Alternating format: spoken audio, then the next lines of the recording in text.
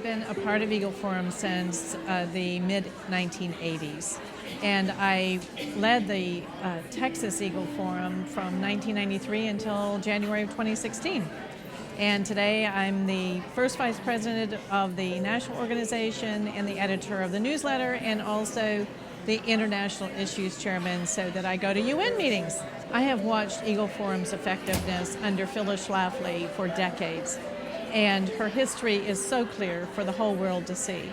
It's still like coming home in a lot of ways. I've kept up with a lot of the ladies here, and they were second moms to me. I have been involved with Eagle Forum for over 40 years, and I've been attending Eagle Councils, every one since 1980.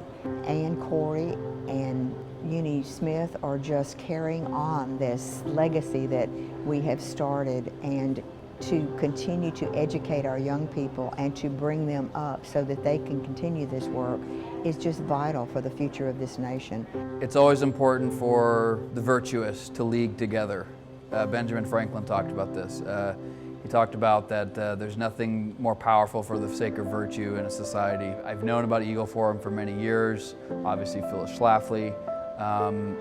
It's been around for a long time, and it's going strong for a reason, and because it stands for the right things. And so anytime they gather people for that, I think it's a good thing.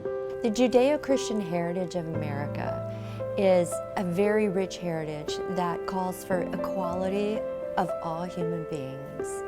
It calls for people to set their own course in history and make their own decisions. And fundamental to what Eagle Forum does is to preserve that kind of freedom, that kind of choice, and that kind of equality for all human beings.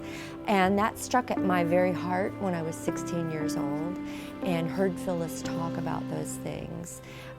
So it's the whole ball of integrated issues that I so love that Eagle Forum addresses. Traditional, timeless American values, strong military defense, economic freedom. It's the American way of life. It's a blessing, and it's something that we need to preserve as long as we possibly can for future generations. Well, it's important for anybody of any age to be involved in our politics and what's happening in the United States right now. This is a critical time. If you just turn on the news and you can just see how important today is. I think it's important when we look at why organizations like Eagle Forum should be so involved in reaching people my age. It's because when you think about it, we can pass all the laws we want today. We can place whoever we want on a federal judge bench.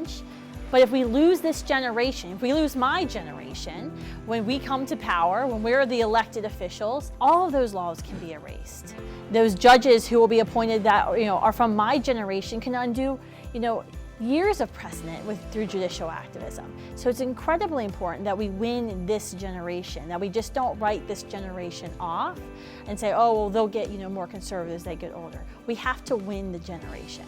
So it's incredibly important that Eagle Forum remain involved and invested in millennials and even Generation Y, the generation younger than I am. And they continue to do that with their Collegian Summit, with their Young Eagles program.